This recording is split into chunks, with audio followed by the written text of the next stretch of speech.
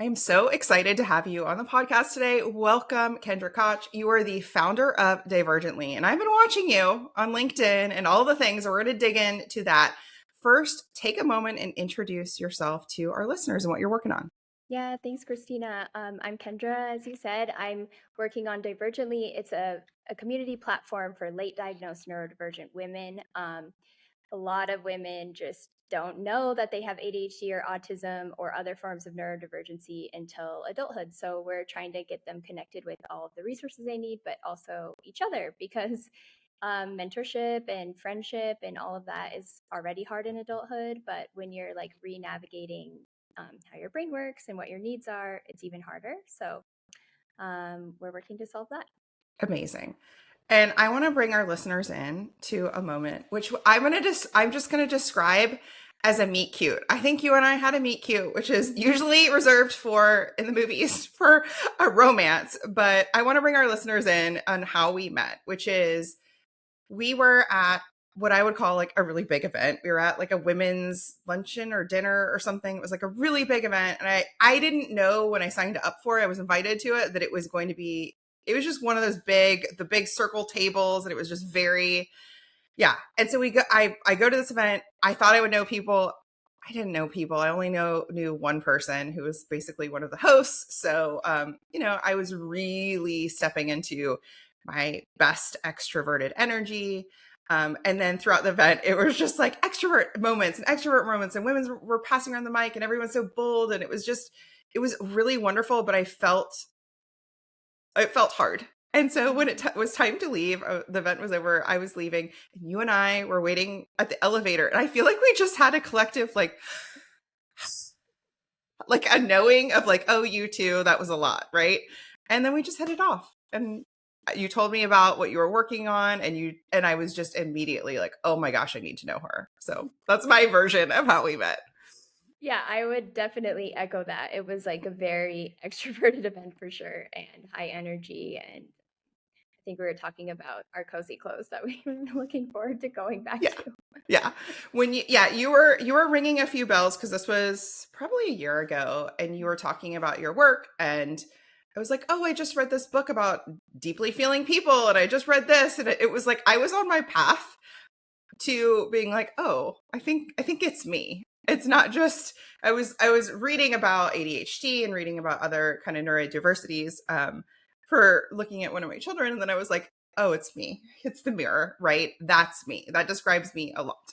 And so it was really, really cool now to watch you build Divergently. And yeah, it's so exciting and so needed because I think so many women just go their whole lives thinking like, oh, here's me. I think I just doodle on the side of class. I think I'm just not that interested in this. I think I'm just really, really perceptive and really, really forgettable these ways. Yeah, you're nodding along. Yeah. Uh-huh. Yeah, Yeah. resonates. Yeah. So let's dig in a little bit. So you originally came from Silicon Valley, and what I've watched you kind of take is your skill set there working for a lot of startups and really like kind of bring us in a bit of what you saw working with so many startups, working with so many founders in that area because it's such a like robust area for startups and fundraising and community building. What were some of the learnings you saw there? Yeah, I mean, there's so much. I think I got into startups accidentally. Like I was a early childhood educator. I was doing nutrition education. I was working with like a nonprofit school, trying to like bring healthier food into school systems. And I was recruited by a startup to bring some of that education into the company. And what I got hooked on is that sometimes with technology or with like startups or when you have a lot of funding, which is like harder when you're a nonprofit school, you can do like more a little bit faster. And Mm-hmm. so I really enjoyed like having some resources to try and do some of the things that felt really hard for me to do before just because we were so under resourced. And then I was able to like take what I was learning in startups and apply that also to like the social impact space. So every startup I've worked in has been in the social impact space, whether it's like health related or right now I'm working mostly on mental health, but I've worked in like sustainability and lots of like family like kind of family facing consumer companies that just like trying to make life easier for people. Yep. And I think what I saw as like some differences that I've really taken away of like can be applicable no matter what kind of like world you're in is that community building works, marketing works, and relationship building works. And it doesn't matter if you're in like a tech company or in a nonprofit school, like those things work. And so, I think like they're all tied together. Yeah. And on the other side of it, like one thing I noticed that startups didn't always do well is like maintain those relationships, maintain that community driven growth. It's like, oh, we'll do it at the beginning because we have no budget, but now we have budget. So let's just spend money on ads. And I think like that's a huge fail because you've really lost what made like what you were building super special. Yeah. And so now I try to like keep both of those things in mind. Well, okay, we can, if we get more resourcing, we can grow, but like let's not forget why we're here. Mm-hmm. Yeah. Yeah, I wrote down in my notes, like, I think there is a difference between how nonprofits and for-profits report back Mm-hmm. to their investors and community members. So whether it's, VC investors or any sort of investors, like, and community members, I think there's a difference there. And sometimes for good, sometimes for bad. What is a good way to report back? Because you are talking about, what I love about startups is they've got this big, bold mission and they get there typically faster than nonprofits. They get there faster because there's a lot of money behind it, right? But then in that accelerated journey, right, you just kind of hit it. What is a better way to report back to investors, people who've been supporting you along the way? Yeah, I think it depends on the investor. Like in a startup, the investor's main like goal is to make more money. So like that's what the metrics need to point back to. We're growing, we're Mm-hmm. like we're making more money, we're reducing costs. Like it's really a financial story that you're telling. And I think sometimes in nonprofits or like the impact space, the investors are a little bit more aligned with your mission or the impact you're making. And so it's still it's still a number story you're telling, but it's more around the impact. So Yep. how much impact are we measuring? How quickly are we doing that? How efficiently are we doing that? And it's actually the same thing. It's Yeah. just Yeah. like one responds more to the numbers and one responds more to like kind of the heart. If we're building something that has heart and is also financially sound, you're building something that will last, like that's Yeah. sustainable, that can grow, that you won't burn out, your team won't burn out, like your investors won't burn out because they'll Mm-hmm. feel like they're coming along with you and that like their money is doing something. I think that's one thing investors want to know, like, is my money going somewhere useful? Is it making an impact? And you can Yeah. tell that in a lot of ways. Yeah. And donors want to know that too. Is my Mhm. money going somewhere useful? Is it making an impact? And I think sometimes nonprofits don't go directly to that question, right? Or they shy away Mhm. to that question because the answer to that question is sort of not yet, right? It's like we seek to solve this big bold problem and we're not there yet. And I think that there's an audaciousness, there's a tenacity, there's a relentlessness in the startup world. Have you noticed that with the founders that you hung out with, and you yourself as a founder now, like twice founder, right? Mhm. So talk about that mindset. Yeah, I mean, you kind of have to have some of Yeah. that because otherwise it's very hard to maintain all of the things that go wrong, all of the things that you think you could do and you can't do, all of the no's, all of the things that are yeses, but then end up being like a big mess because some part of it you didn't plan for or didn't predict Mm, was going to happen. Um, there's just so much out of your control that I think you do need to have a little bit of a healthy, I think even you said it, like a healthy delusion. And yeah. I don't want to call it delusion, but I feel like a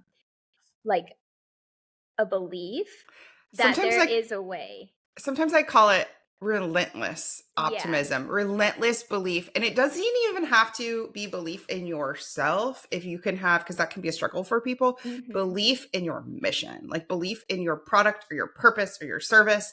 Like if you can be just relentless, like I do lean on Sarah Blakely just many, many times of all the people who are like, this is a terrible idea. Why would you cut the feet off of pantyhose? Dumb. No, hate it.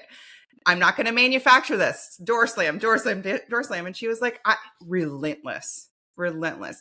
And for her, I think she had that natural confidence to not make it about her when people said, this is a terrible idea. No, it wasn't like you're bad, Sarah. They were like, oh, her thought was somewhere along the way of they don't get it, on to the next. Mm-hmm. And I want to borrow that tenacity in the nonprofit sector. I really, really do. And you have to have it because you are here building Divergently. So talk to us a little bit more about it.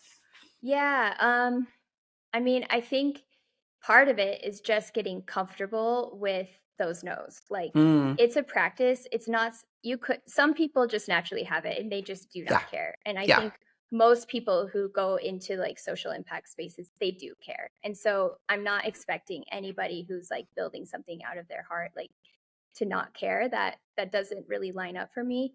So if you're that really caring person, I think you already said it, like you have to not make it about yourself. It is about the impact. And it's like, okay, I got a no here. If I stop with this no, what happens? Mm, It's just like looking at the knock on effect of quitting or of like giving in or whatever. And I also like to reframe it as like, thank you for your no. Now I know that this is not a good fit. And I'd rather know now than find out later when I've already invested time and money into this.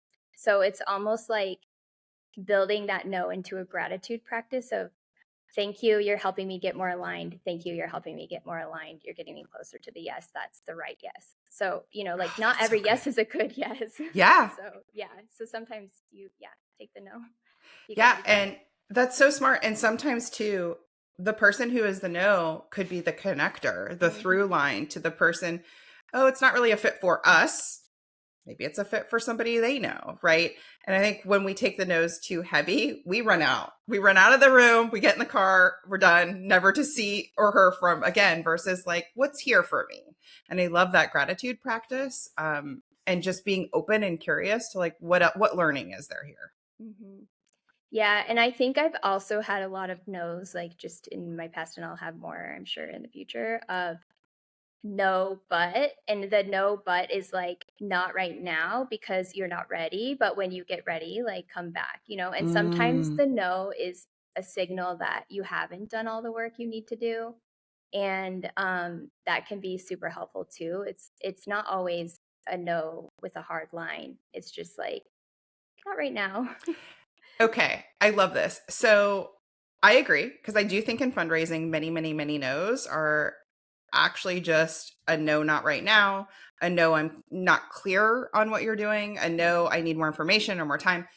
So I don't know why, but my brain immediately just went to like, so for us, sometimes we have these like donor pitch lists or what I will call like my warm or VIP donors and prospects. So do you have that right now of not Mhm. necessarily funders or maybe funders or people who were like, ooh, catch me up in 6 months? Like, how are you organizing that? How are you organizing your brain on your like leads, prospects, whatever we want to call them, potential partners? Yeah, that's a super good question. And I think it's so important and it's really overlooked. Like when I hear people talking about fundraising, it's kind of like block off 2 weeks and like spam people with emails. And that's so not the way to do it. Like Yeah. you have to look at it as a long term thing. And also, investors often, especially in the startup space, like they have a thesis, they know what they're going to invest in, they're very specific. And there's also different stages that companies are at when they will invest. So if you start building the relationship with them early, and you get to like a series A or a series B and you need funding and that's what they do, like they're going to be much more likely to write those checks because they already know who you are. They've been kind of Mm-hmm. following your journey. They see you Mm-hmm. can do it. Um, but to like get back to how to organize it, okay, I'm not the best at that, to be honest. But I will tell you like the best practices that I should also follow. I'm Perfect. not gonna like claim that I do this great. Um, I think it's first like you kind of need like two tracks, which is one where you can use LinkedIn or whatever, wherever like your funders live, like online or wherever it is. You have a channel there where you're connected with them and they can see it, but you don't know if they always see it, but you just want to consistently post. And for me, I do it on LinkedIn. And what you want to be doing is kind of like telling the story of your impact, telling the story of your growth, telling the story of like how you think about what you're doing.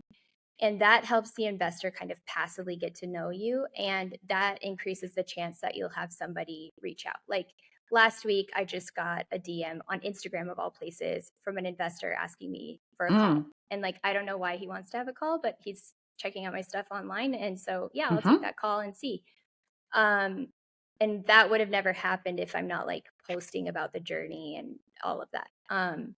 So there's that where you collect people and you update them passively. And then there's the more active outreach, which can be like as simple as a spreadsheet, a Google Doc, a Notion, whatever tool you like to use or whatever tools you have in your organization. And you just write down like the name of the donor, their content, like the super basic stuff. You could even ask ChatGPT to make one for you and it will like spit out a template really quick.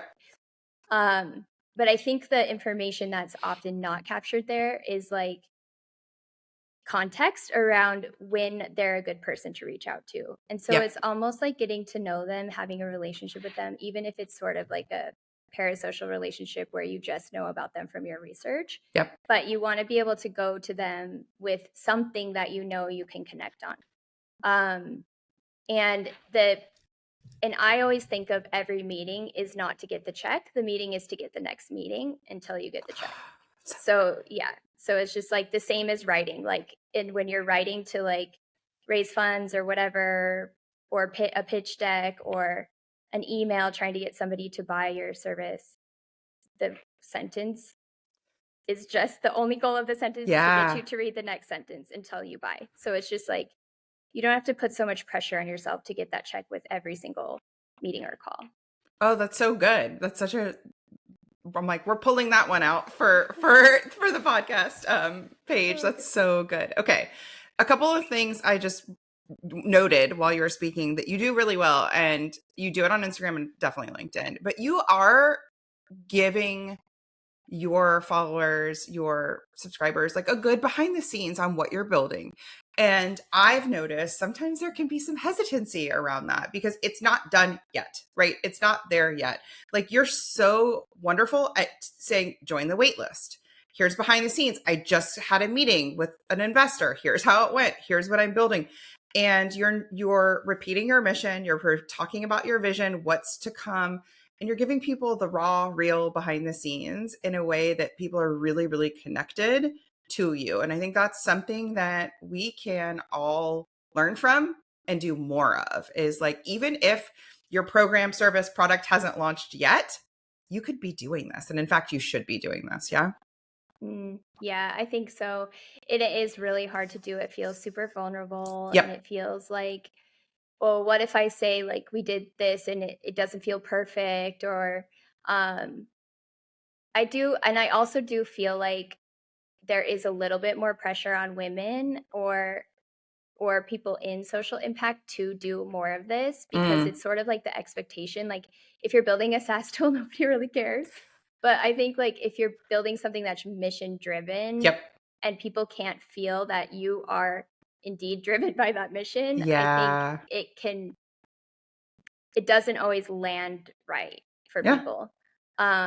So when I first started doing it, I was all over the place. I wasn't clear on like what I was trying to say. I definitely felt like you're supposed to post your whole personal life and you need to like show yourself with your kids. And like, I just really didn't want to do any of that. And I tried it and I just couldn't do it. And then I realized actually like, no, you don't need to do that. That's all distraction.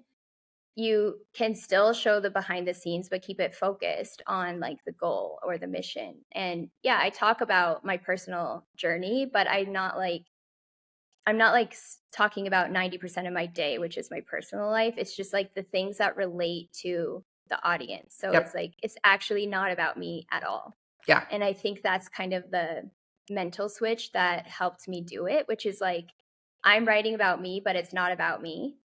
It's about the reader and the customer and the investors and any partners we want to bring on board, showing them like what we can do for them and telling their stories, highlighting their stories, relaying what we've learned, you know.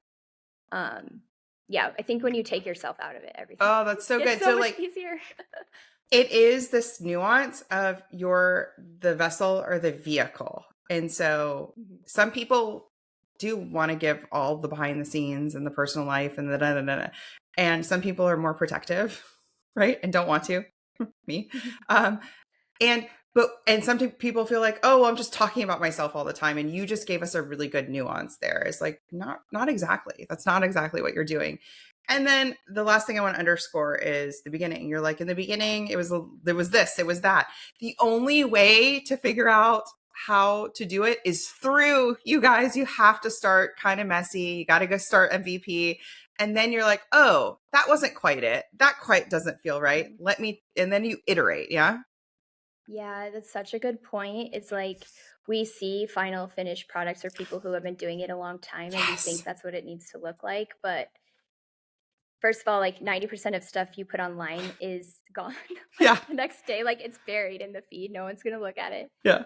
And everybody's trying to figure out their life. They're not so focused on you. And when you do something that lands, like that resonates, they will remember that more than they'll remember like the stuff that wasn't great. And Yep. so you do kind of just have to do it. And I think um another mental shift that I made, which is like every piece of content that you put out gives you feedback, and like it's a Hmm. relationship, right? It's like a conversation. So if I say something and the audience gives me nothing back, then I know what I said is not either relevant to them or interesting to them, or I didn't say it in a way that they felt like they could respond. So I need to change something. Um, and the other piece is if they do respond, now you have information about what they care about, how they think about what you said, and all of that can go back into your marketing. And we even use that for product development. Like, um, we like last year when we met, our product was like totally different. And Mm-hmm. because we had so many conversations with people online, people emailing me, people responding to content, we completely pivoted what we were doing because we learned that we were not actually meeting their need with what we first developed. And so, like, social listening is like what it's called in marketing. And I Mm-hmm. think it's so important, like, to everything you're doing. It's like your people are leaving you breadcrumbs. So like Yeah. look at the breadcrumbs. Yeah, yeah. And it's like for every nonprofit listening, it's like these are the email replies, these are the comments on your Facebook posts, these are the text messages you get, these are the board member random thoughts, musings. Yeah, that's really smart. Yeah. I And it want can, Yeah, go oh, ahead. sorry. I was just going to say, like, it can all shape your marketing. So, like, if you're sending out like anything for trying to raise funds or whatever, and you just feel like it's not as effective, like going back to that stuff and using the exact same language people are using, mirroring their language, like Yeah. that can make your messaging so much stronger and help you have clarity. And I think clarity is always the if there's a lack of clarity, people will just do nothing because That's right. they can't make a decision. So Yes. Yes, yes, yes. Okay. I want to talk more about Divergently. I want to talk about the community building that you've been doing and the vision. Like, let's get in a little bit to like what's coming and the community around it and all the things. yeah, so we're starting with the community, and the idea there is to have a safe space where women can go to talk about like a diagnosis for ADHD, autism, whatever it is, because not everybody has like a safe space to talk about it. It's still highly stigmatized, and women I feel like are particularly good at problem solving, but sometimes when you're trying to do it alone, it's like very overwhelming. And you go online and you're like searching Google, or a lot of people I hear like get their information from TikTok, and like that makes me scared. So I'm like, okay, if the best we have is TikTok, Yeah. then we're doing something wrong.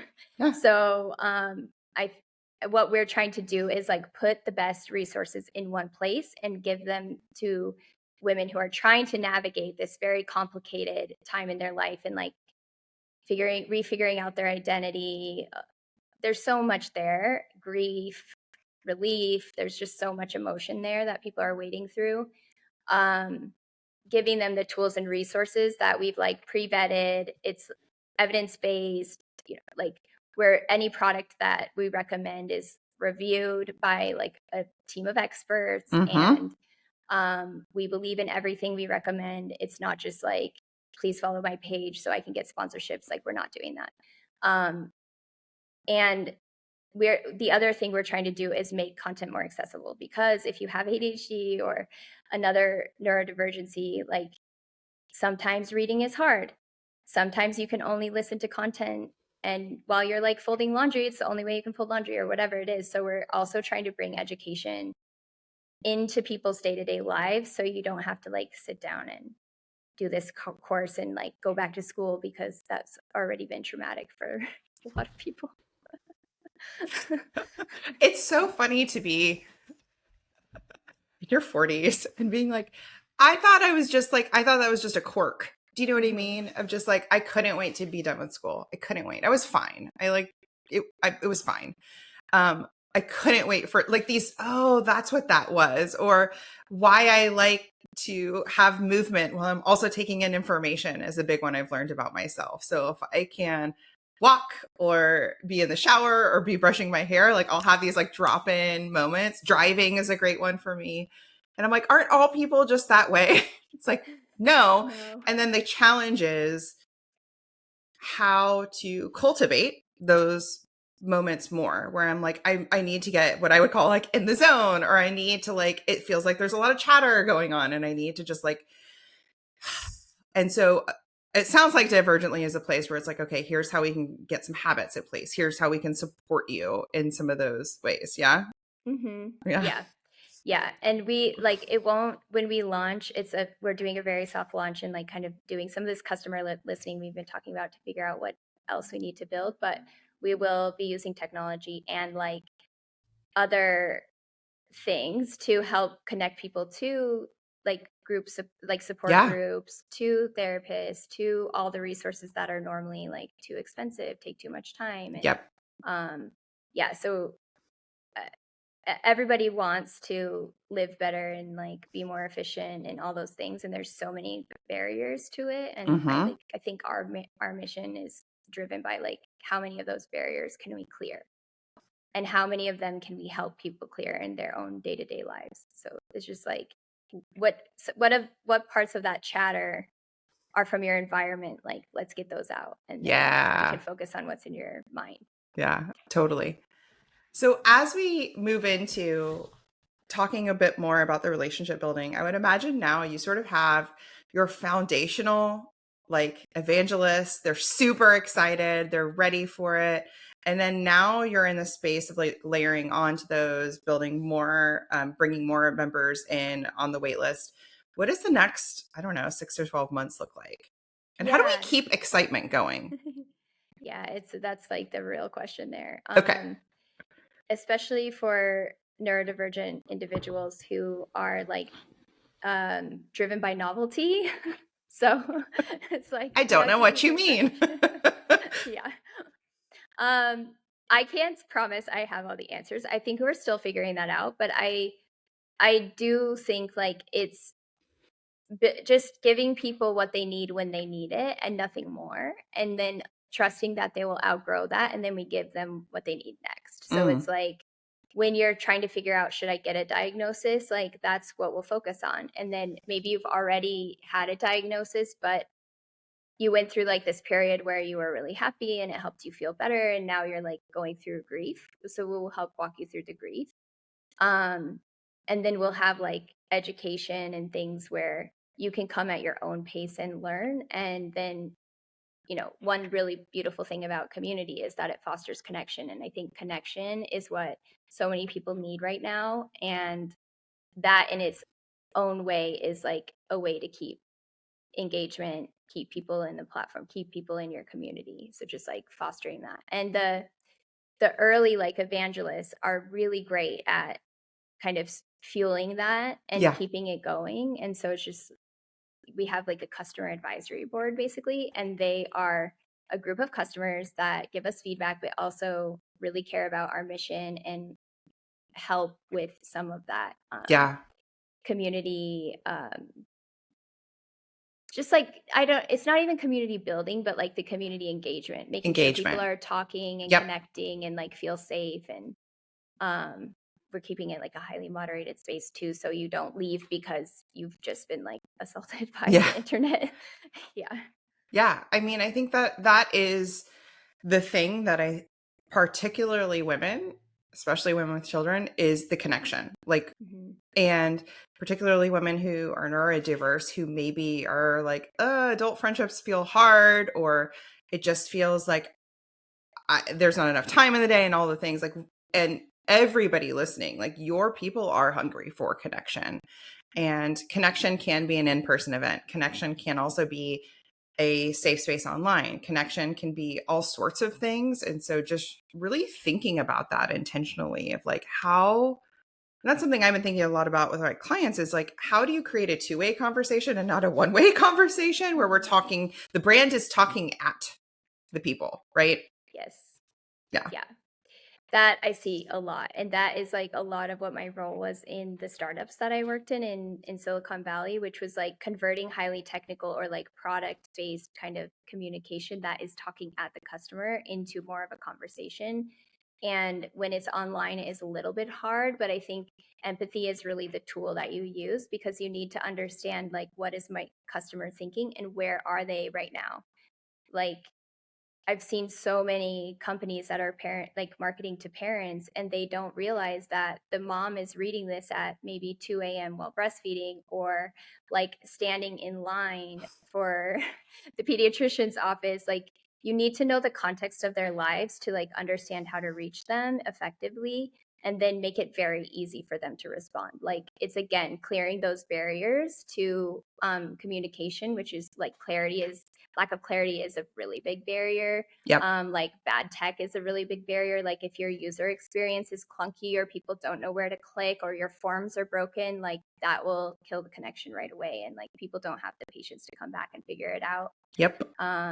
So just like make it easy, and also get in front of people a lot, but don't burn them out. Like don't send like 3 emails a day, but don't send them only once a month either. Yeah. There's a balance, and you have to experiment a little to find it, but people want to connect. I think that it's, that's not the issue we're solving for. It's more just like, how do you get the clutter out of the way so that people can do it? Yeah, I think that's really smart. And to take a moment to think about like, where is my ideal person? Is she in line? Is she like in carpool? What is she up to? Is she, or like thinking about like, I think the space of like menopause has really had a moment. Is she up at 4 a.m.? One of my clients was just saying, she's like, I'm going through insomnia, 2 weeks of menopause, like thinking about her, so that then that informs what you say, how you say it, how often you say it, the resources. It does start to, again, leave yourself breadcrumbs of like, what do your emails look like? What does your social look like? What does your pitch to an investor or donor look like when you have those like context pieces? And I guess for folks who are listening, who are like, I don't know, Kendra, I don't know. Their first step is to get on the phone and starting to get to know their people. Yeah. Yep. Okay. Yeah, get to know people. Yeah, and they will tell you, and you have to pay attention. Like that's the other thing too, is they might not explicitly say like, I'm standing in line. You have to use a little bit of creative thinking, but like pay attention to also what's not being said and what people are saying online. There's a lot of great tools. You could go to Reddit and just like read forums, or go to Facebook groups and read forums. There's so much learning there, so much That was a good tip. where people are at. And then again, like you can just put content out there and see how people respond, and start with something so easy. Like our welcome email just says, reply, hi Kendra. That's all that we ask them to do, because if you're asking for something big and difficult, like they probably just won't They do it. just met you. Yeah, Yeah. let's actually think about that for a second. So if we sign up for your wait list, that's what it says. And that's doing two things really well. One, by hitting reply, you're getting people to tell their email system, this Exactly. is a good email. Like, right? Put it primary inbox her. And two, if you would ask them a big, bold question like, when were you first diagnosed? Or what are you struggling with right now? Right? They're maybe not ready for that because they're like, we're just getting to know each other. Yeah. Yeah, Yeah. exactly. And then, a lot of people do send that email, "Hi, Kendra," and I reply back with just like, Yep. "Hi, thank you so much for responding. Now we're more certain you'll get our emails." Yeah. And like just reinforce like that the action that they took has the effect that you want it to have. And so that they know like, okay, this is working. Mm-hmm. Somebody replied, like a human is A on there, human. I was whatever just that is. thinking the humanity behind Yeah. just that simple exchange, the connection point just around that simple exchange is so good. Yeah. Amazing. Yeah. Okay. Is there anything else before we wrap up that you wanted to share with our listeners that we didn't cover today? No. All right. We hit it. So. Amazing. Thank you. Yeah. So we ask every guest on the podcast to share a thought that they like to think on purpose. This can be an affirmation, a mantra, just something that's guiding you forward. Would you share yours with our listeners? Yeah, my dad always said, go as far as you can see and then you can see further. And I think there's like some self-help guy that says that, and I'm not sure where the original Oh, quote it's so comes good. from. I don't know who it is, but I love it. Yeah, it helps me a lot because it's so easy to get ahead of yourself and be like, I need to be on the top of that mountain. And it's like, no, first you need to put on your hiking shoes. Just start Like, walking. yeah, exactly. Yeah. Oh, that was a really good one. That's going to be post-it note worthy to go on computer screen. Yes. All right. Wonderful. Tell everyone where we can connect with you and get on the wait list if Divergently is right for them. Yeah, so we're at Join Divergently on most social channels. We're most active on Threads and Instagram.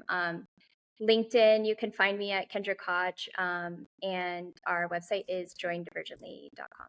Amazing. Thank you so much for today. This was great. Thank you. Thank you.